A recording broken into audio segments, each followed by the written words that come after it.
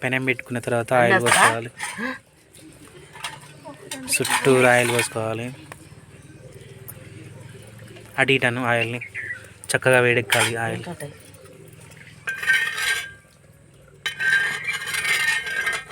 ఎందుకంటే చేప ముక్క చక్కగా వేయాలన్నమాట.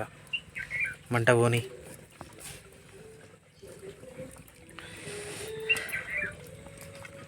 అన్నీ 4 ముక్కలు ఒక్కసారి రెడీ చేసుకున్న చేపలు ఇలా మాల్ మసాలా పట్టించుకున్న చేప ముక్కలను రెడీ చేసుకొని వేడెక్కినాక ఇందులో పెనం మీద వేసుకోవాలి.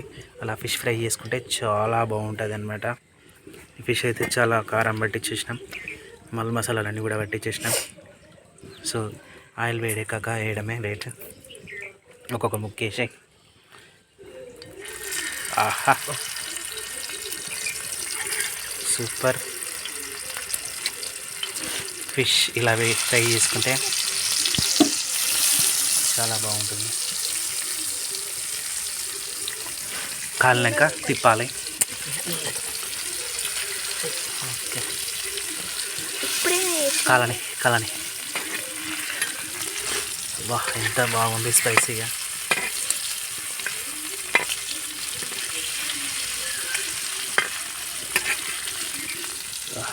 చిన్న చిన్న ముక్కలు ఇలా ఫ్రై చేసుకుంటే చేప ముక్కలు చాలా టేస్ట్గా వస్తాయి అన్నమాట.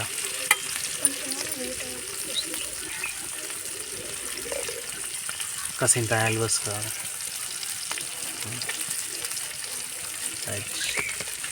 సూపర్, ఇంత బాగా వస్తుంది చేప ముక్క. టేస్ట్ ఉంటుంది కదా, బాగుంటుంది కదా. ఫిష్ ఫ్రై చేసుకుంటే దాని టేస్టే వేరు. చాలే మసాలా వేసుకోవాలి. మసాలా సూపర్. కాసింత ఉప్పు.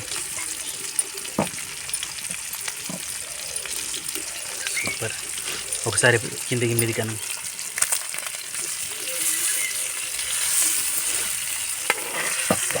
బాగా ఫ్రై అవుతుంది.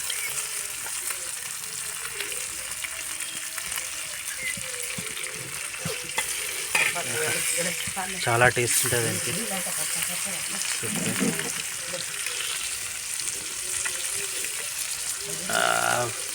ఇంత స్పైసీగా కనిపిస్తుంది చేప ముక్క. Super nice. గుమ్మగుమ్మలు ఆడిపోతుంది చేపల ఫ్రై.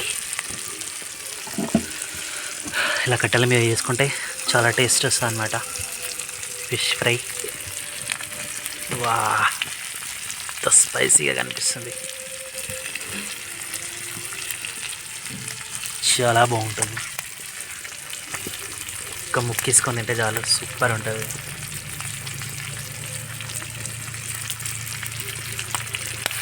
వాహ్ వావ్ వావ్ వావ్ మీద పడుతుంది దాని రుచితనం. ఒకసారి మరి తెలుసా నీకు ఎట్లా ఎప్పుడైతే తెలుసా?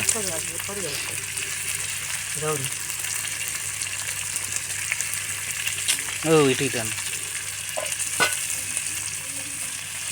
ఇది కూడా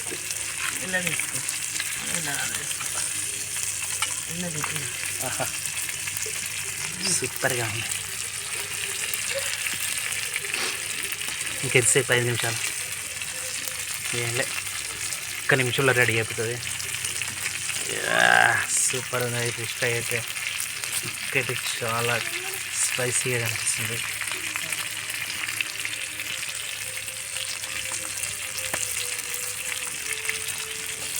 పెనం మీద ఈ విధంగా ఫ్రై చేసుకుంటే చాలా టేస్ట్ వస్తుంది ఫిష్ ఫ్రైకి. చేపల ఫ్రై ఇలా చేసుకోవాలి. సూపర్. మళ్ళీ ఒకసారి తిప్పేసాయి.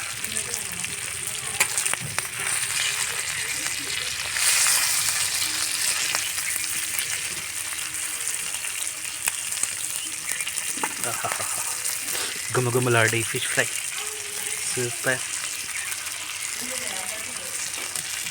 అయిందారా?